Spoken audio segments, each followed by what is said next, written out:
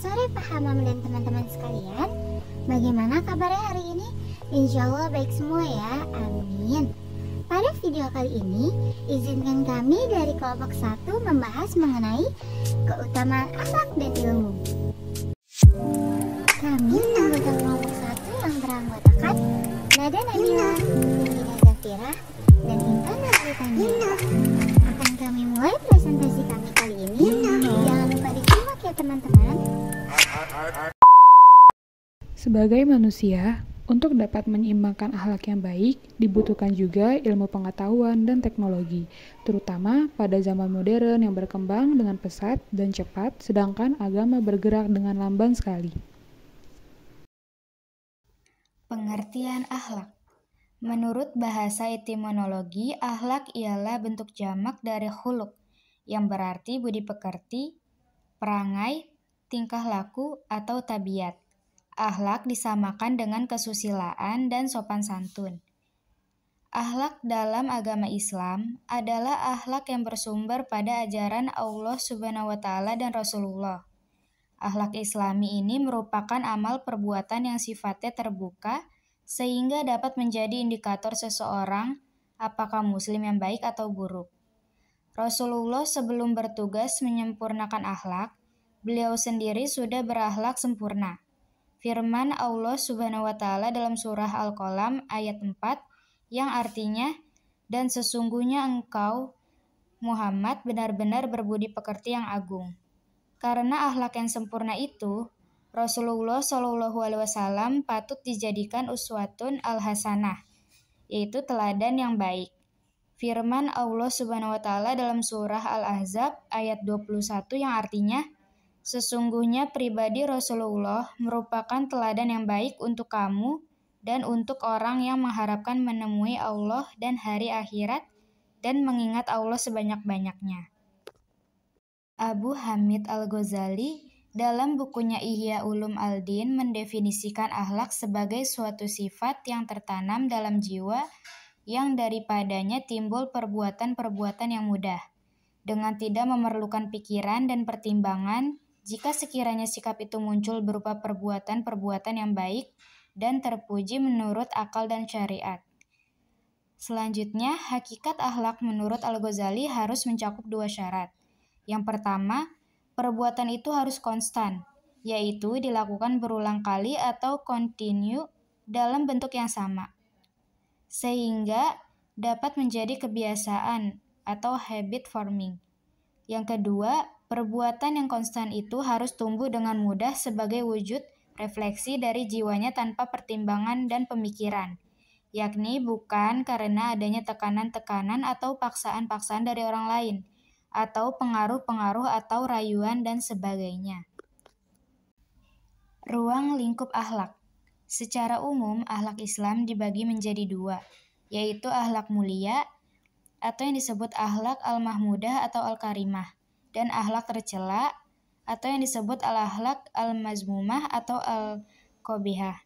Sedangkan dilihat dari ruang lingkupnya, akhlak Islam dibagi menjadi 2 bagian, yaitu akhlak terhadap Khalik Allah Subhanahu wa Ta'ala dan akhlak terhadap makhluk atau ciptaan Allah seperti akhlak terhadap sesama manusia, akhlak terhadap makhluk hidup selain manusia seperti tumbuhan dan binatang, serta akhlak terhadap benda mati. Nah, teman-teman, lalu di sini ada ruang lingkup akhlak dalam pandangan Islam sangatlah luas menurut Yatim. Ruang lingkup akhlak tersebut yang pertama yaitu perasaan akhlak, ialah kekuatan seseorang dapat mengetahui suatu perilaku. Yang kedua, pendorong akhlak. Pendorong atau stimulan yaitu kekuatan yang menjadi sumber kelakuan akhlak. Yang ketiga, ukuran akhlak. Ukuran akhlak oleh sebagian ahli diletakkan sebagai alat penimbang perbuatan baik dan buruk pada faktor yang ada dalam diri manusia. Lalu yang keempat, tujuan akhlak. Tujuan akhlak yang dimaksud adalah melakukan akhlak mulia atau tidak. Yang kelima, pokok-pokok ilmu akhlak. Pokok pembahasan ilmu akhlak ialah tingkah laku manusia untuk menetapkan nilainya baik atau buruk. Selanjutnya, ada sumber ajaran akhlak. Nah, kira-kira apa sih sumber ajaran akhlak? Jadi maksud sumberan ajaran akhlak di sini yaitu Al-Quran dan hadis. Al-Quran dan hadis Rasul adalah pedoman hidup yang menjadi asas setiap muslim. Keduanya merupakan sumber akhlakul karimah dalam ajaran Islam. Al-Quran dan Sunnah Rasul adalah ajaran yang paling mulia dari segala ajaran manapun, hasil renungan dan ciptaan manusia. Sehingga telah menjadi keyakinan ataupun akidah Islam bahwa akal dan naluri manusia harus tunduk mengikuti petunjuk dan pengarahan Al-Quran dan As-Sunnah. Menurut Syekh Saltut, sebagaimana yang dikutip oleh Ulil Amri Safri dalam bukunya yang berjudul Pendidikan Karakter Berbasis Al-Quran, bahwa Al-Quran menempatkan pendidikan akhlak sebagai salah satu fondasi dasar pendidikan. Menurutnya ada 3 aspek besar yang dijelaskan dalam Al-Quran, yaitu aspek tauhid atau akidah, aspek akhlak, dan aspek hukum. Keutamaan ilmu. Salah satu ciri yang membedakan Islam dengan yang lainnya adalah penekanannya terhadap ilmu sains. Dalam Al-Quran, kata ilmu dan kata lainnya digunakan lebih dari 780 kali. Sebagaimana dijelaskan dalam Quran Surat Al-A'la ayat 1-5 yang artinya, bacalah dengan menyebut nama Tuhanmu yang menciptakan, Dia telah menciptakan manusia dari segumpal darah, bacalah dan Tuhanmu lah yang maha pemurah, yang mengajar manusia dengan perantaraan kalam, Dia mengajar kepada manusia apa yang tidak diketahuinya. Orang Islam mulai menaruh perhatian dalam ilmu-ilmu alam secara serius pada abad ke-3 Hijriah atau abad ke-9 Masehi. Sebagaimana ulama besar Islam seperti Al-Ghazali mengatakan bahwa ilmu yang wajib dicari adalah ilmu-ilmu yang berkaitan dengan kewajiban-kewajiban pelaksanaan syariat Islam. Sedang yang wajib kifayah adalah ilmu-ilmu yang berkaitan dengan ilmu-ilmu kemasyarakatan. Al-Ghazali juga mengklasifikasikan ilmu kepada ilmu agama dan ilmu non-agama. Murtada Mutahari, sebagaimana yang dikutip dalam buku Filsafat Sains menurut Al-Quran, menjelaskan bahwa kesempurnaan Islam sebagai suatu agama menuntut agar setiap lapangan ilmu yang berguna bagi masyarakat Islam dianggap sebagai bagian dari kelompok ilmu agama. Sumber ilmu. Dalam Al-Quran menunjukkan 4 sumber untuk memperoleh ilmu pengetahuan. Yang pertama ada Al-Quran, yang kedua As-Sunnah alam semesta, yang ketiga diri manusia sendiri, dan yang keempat sejarah umat. Selanjutnya, Al-Quran menyebutkan pula 3 hal lainnya dalam mengembangkan ilmu. Antara lain, yang pertama, ilmu pengetahuan harus menemukan keteraturan atau sistem, hubungan sebab akibat, dan tujuan di alam semesta. Quran Surat 67 ayat 3. Yang kedua, ilmu harus dikembangkan untuk mengambil manfaat dalam rangka mengabdi kepada Allah, sebab Allah Subhanahu wa Ta'ala telah menundukkan segala apa yang ada di langit dan di bumi untuk kepentingan manusia. Quran Surat 22 ayat 65. Yang ketiga, dan yang terakhir, ilmu harus dikembangkan dengan tidak menimbulkan kerusakan di bumi. Quran Surat ke-7 ayat 56. Cara untuk mendapatkan ilmu. Ada beberapa cara untuk memperoleh ilmu pengetahuan yang diterangkan dalam Al-Quran. Yang pertama melalui eksperimen dan pengamatan indrawi sesuai dengan surat Al-Ankabut ayat 20.